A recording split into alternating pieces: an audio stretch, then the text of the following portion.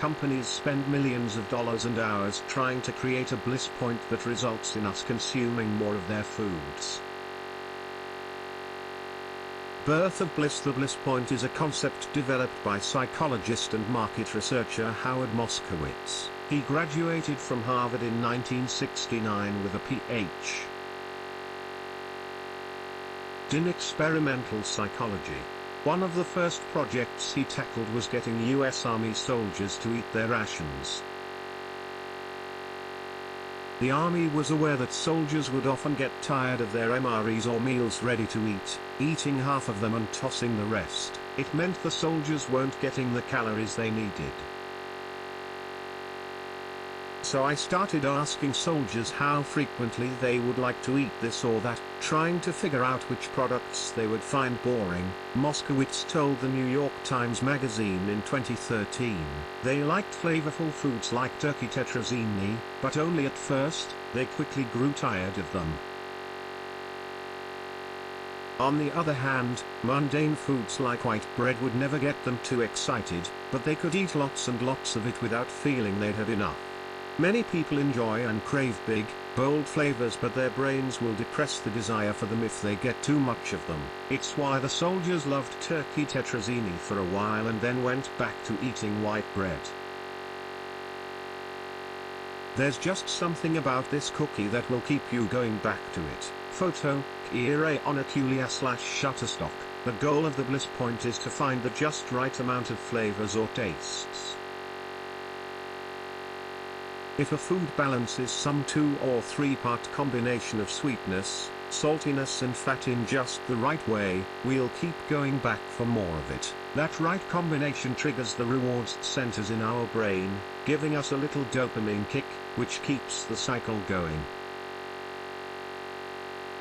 To that end, food manufacturers test products to find their bliss point. It's not just with chips and cookies and soda, though.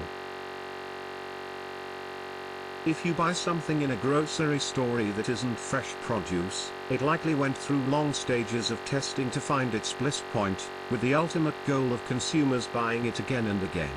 Moskowitz has done extensive work in the field, helping companies find the bliss point for new products. One of his biggest successes, which you can read about in the Neat magazine article, was the development of cherry vanilla drive pepper. It took a long while to get the formula for that soda just right, but it was wildly successful. Finding your bliss point. Not there's ingredients like mushrooms and low-sodium soy sauce can give you some rich flavors that leave you feeling full. Photo, Shutterstock. Of course, the more we consume of something that triggers the reward center of brain, the more used to it we get. So then we need to consume more of it just to reach the baseline rush of dopamine we experienced the first time we ate it. This is especially true of sugar, which is a big part of a lot of bliss points in foods we buy. Writing for CNN, Drive.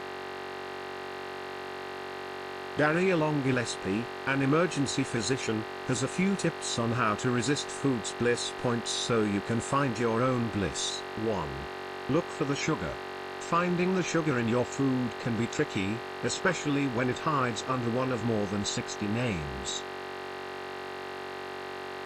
Gillespie says to look for anything ending in ORS, cane, sugar, crystals, corn, syrup, sweetener, rice syrup, honey or others.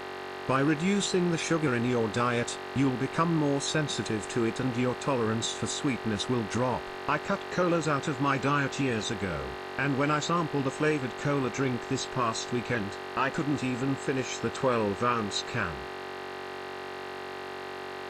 It still tasted pretty good, but it was far too sweet for me. 2. Seek out new flavors. Salt and sugar are the go-to combination for hitting a bliss point, but there are so many other flavors out there that will satisfy you and leave you feeling full. Try sour, bitter and umami flavors, and your cravings for salt or sugar should begin to decline as your body develops a taste for these more filling tastes. 3. Practice portion control. This is always the hard one, and it's especially hard to do with the foods that really hit our brains hard. We'll devour a whole bag of chips or a whole candy bar. So, if you're feeling a craving, put the items in a small plate, and when you run out, that's the end of the snack. Even if you still go back for seconds, totally normal, you'll eat less than if you had the entire bag, Gillespie said.